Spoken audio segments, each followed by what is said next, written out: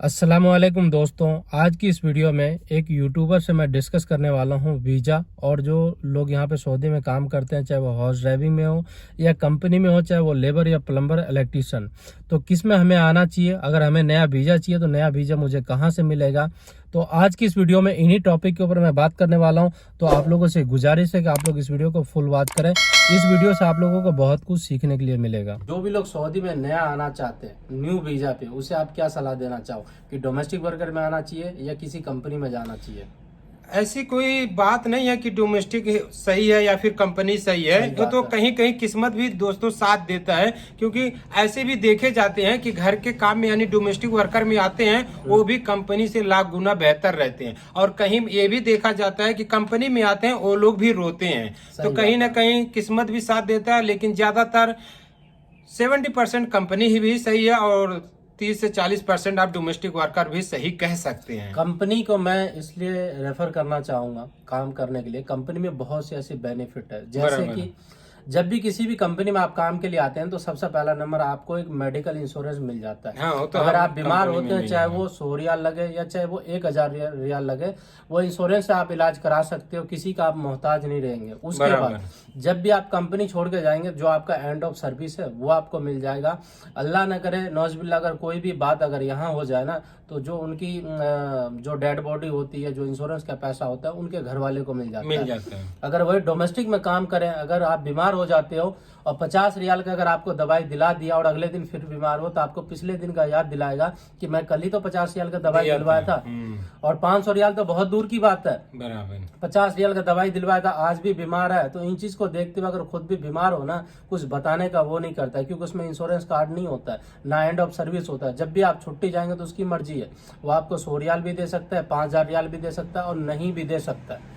तो ये इस तरह से, तो मेरे हिसाब से आप किसी भी कंपनी में आए, कंपनी में क्या होता है कि अगर लेबर में भी आते हैं 1000 रियाल अगर आपकी सैलरी है, तो फिर वो फूड अनाउंस का अलग होता है, ओवर टाइम का अलग होता है। तो कुल मिला के अराउंड 1500-2000 के आसपास हो जाता है। अगर आप डोमेस्टिक में आते हैं तो जहाँ का आप वहीं सिमट करके रह जाएंगे। तो सबसे अच्छा, आप लोगों के ये सवाल था, तो आप लोग कंपनी को चूज कर सकते हैं। लेकिन इसमें समझदारी की बात ये रहेगी दोस्तों, कंपनी ऐसा ना हो कि आप ऐसे कंपनी में आ जाए कि सर पे हाथ रख के रोना पड़े, जैसे सप्लाई वगैरह में।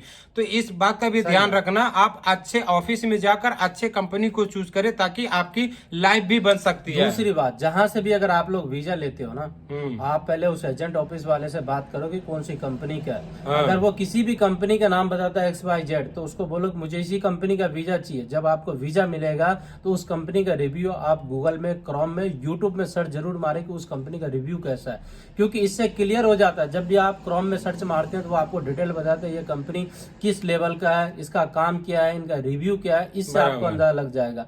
क्योंकि जो भी सप्लाइड कंपनी है, जो मुसस्सा है, उनका तो खैर जो रिकॉर्ड है वो अलग रहता है, कंपनी की अलग रहती है। तो आप लोग इस तरह से पता कर सकते हैं। बात रह गया अब वीजा को लेकर, आप लोगों का सवाल होता है कि वीजा हमें कहाँ से लेना चाहिए। तो वीजा के लिए आप दिल्ली से भी ले सकते हैं, मुंबई से भी ले सकते हैं, बहुत से ऐसे जगह पे ऑफिस है। और वीजा पे डिपेंड करता है कि कितना पैसा लगेगा, क्या है क्या नहीं है, क्योंकि सब ऑफिस का रेट अलग अलग है। और काम के ऊपर भी डिपेंड करता है। मुंबई जाते हैं बहुत से ऐसे ऑफिस है जिसका फिक्स रेट है, किसी का 30,000 है, किसी का 40,000 है। और जिसका 30 और 40,000 है, वहाँ पे आपका स्किल भी होना चाहिए, 5 साल का एक्सपीरियंस होना चाहिए, फिर आपको वीजा अच्छा मिलेगा, सैलरी अच्छा मिलेगा।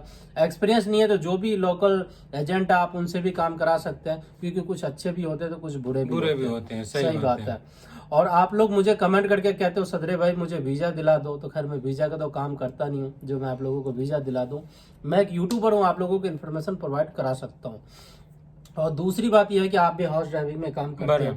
आपको कितना टाइम हो गया काम करते हुए? अभी 6 साल हो गए। 6 साल हो गए। तो 6 साल हो गए तो आप काम कर रहे हो, तो अभी 6 साल में आपको कोई परेशानी लगा? नहीं, मुझे तो कोई परेशानी नहीं हुई ऐसी कि जिसकी वजह से मतलब कोई परेशानियों का, कोई मुसीबतों का सामना करना पड़े, ऐसा तो कुछ सामने नहीं आया फिलहाल। अभी 5-10 साल और काम करना है? फिलहाल ना करने पड़े, आप लोगों की दुआ रही और सपोर्ट रहा तो शायद ना करना पड़े, बाकी किस्मत ये तो कहा नहीं जा सकता। सही बात है। तो कोई नहीं, जो भी लोग अगर आप आना चाहते हो तो आप लोग इस तरह से आ सकते हो, क्योंकि इस वीडियो के दौरान जितना क्लियरिटी हो सकता था मैं आप लोगों को बताने की कोशिश की हूँ।